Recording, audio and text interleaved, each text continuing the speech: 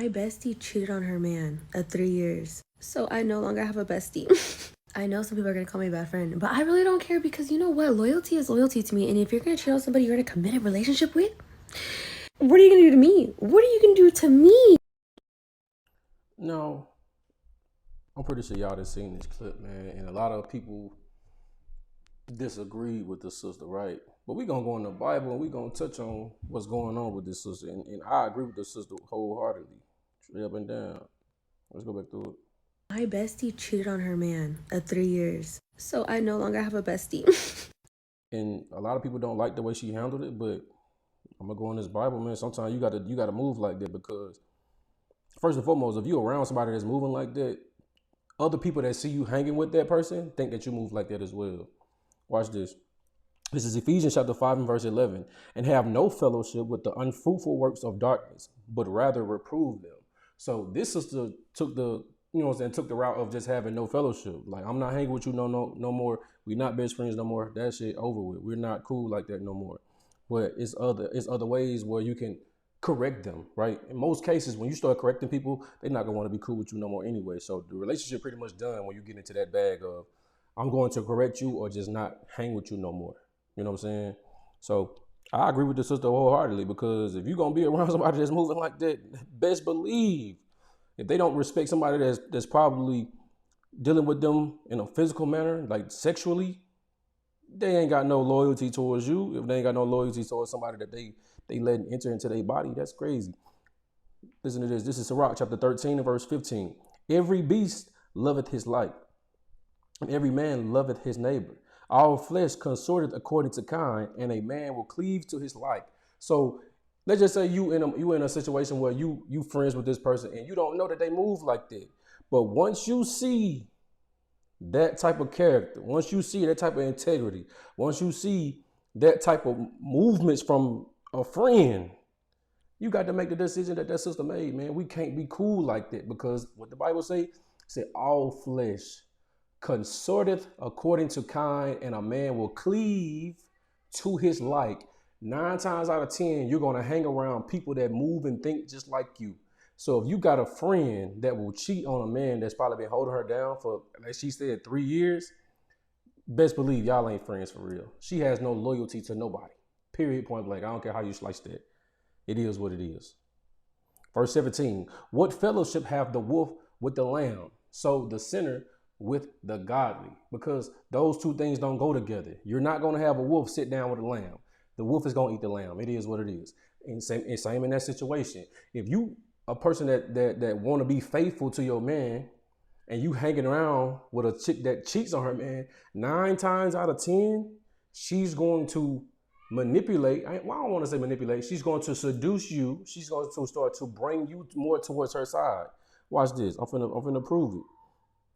I'm finna prove it because the wicked usually always overpower the righteous. It is what it is. That's why the righteous got to stick together in most cases because it's seducing. Let's be real. It's exciting. It give you a rush to do evil stuff. 9 times out of 10 in today's society, especially in America, doing what's right is considered lame.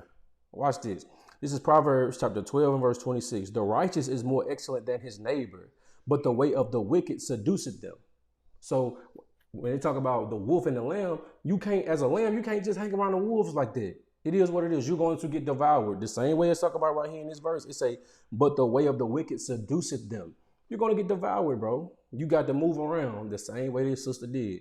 So I salute the sister for making this decision to move around that quickly. She said she saw that and it was a wrap.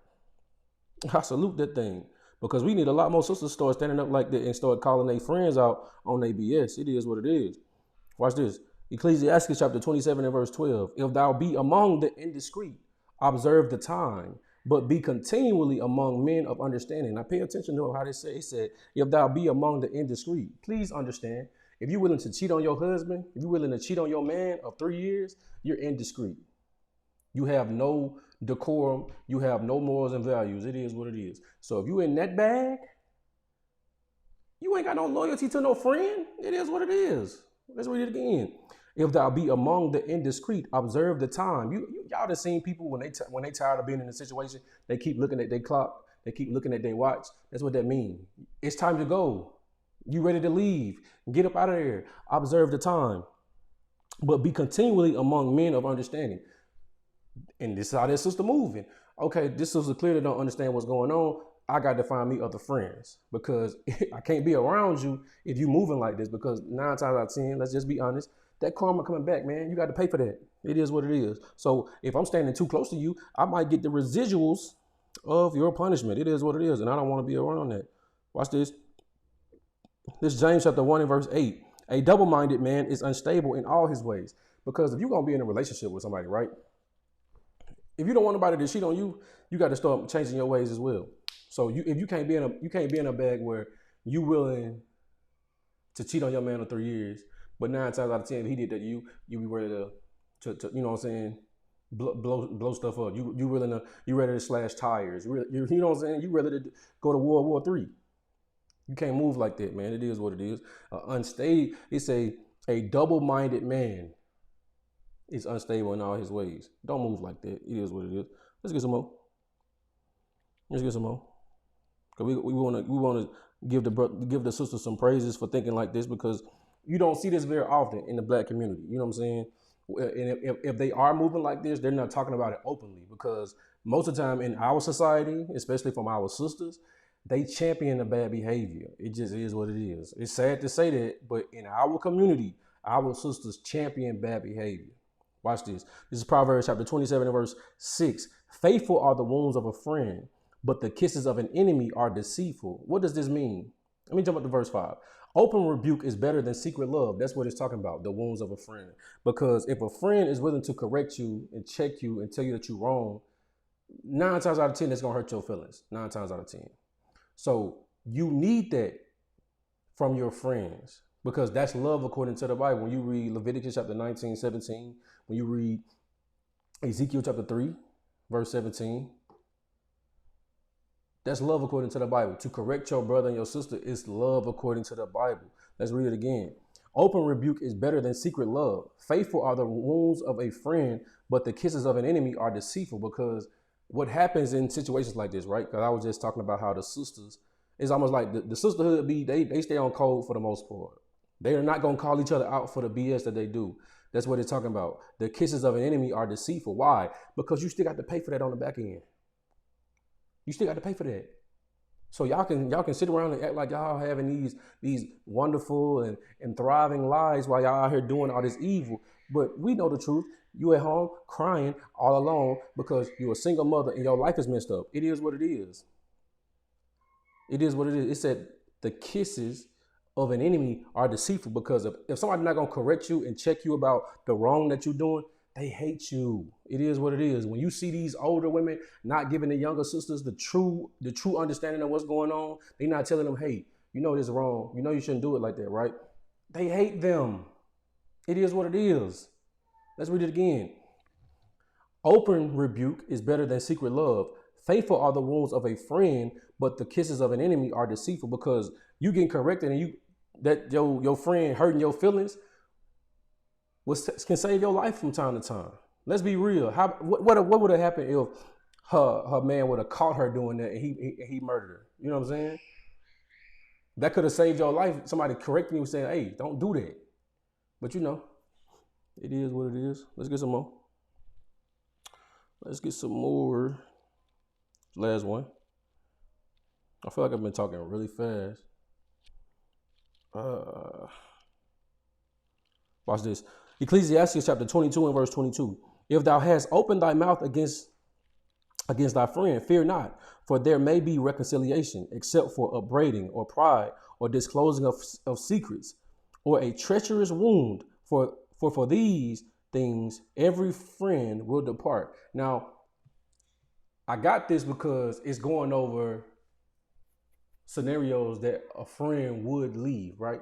But this is the beautiful part about what the sister did. She left before these things happened to her. So she looking at it from a standpoint of, okay, I watched you do this to somebody else. I watched you do something shady and shysty to somebody else. I watched you do that. I watched you be disloyal. I watched you dishonor your man. Why would I wait to see you do that to me? I said this But it's a beautiful thing where like they say, experience is the best teacher. That's a lie. Other people's experiences is the best teacher. I need to be able to learn from the situations of others. So when I see what you did to him, I don't need to wait around and see if you're gonna do it to me. That don't make sense. Let's read it again.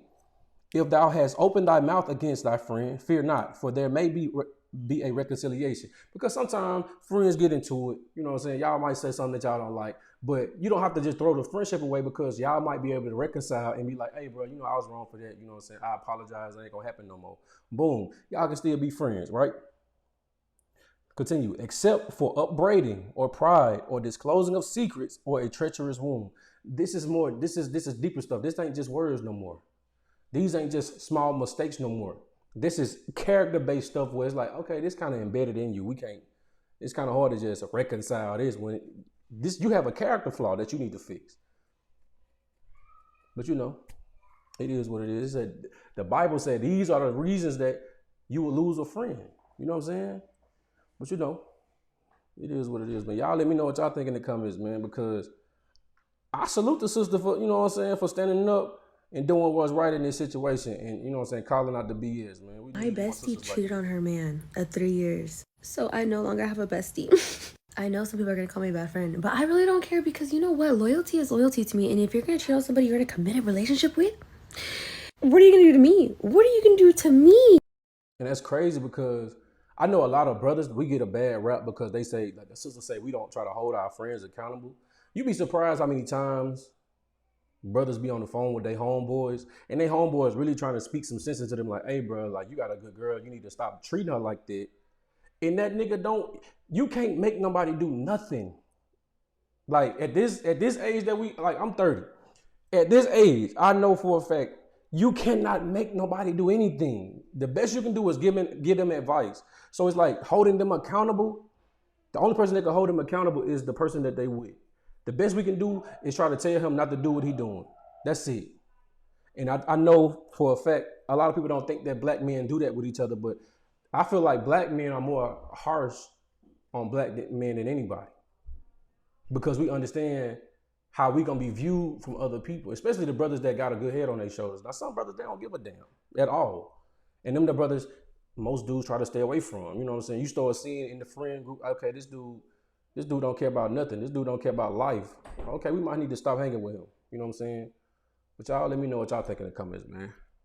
I'm out.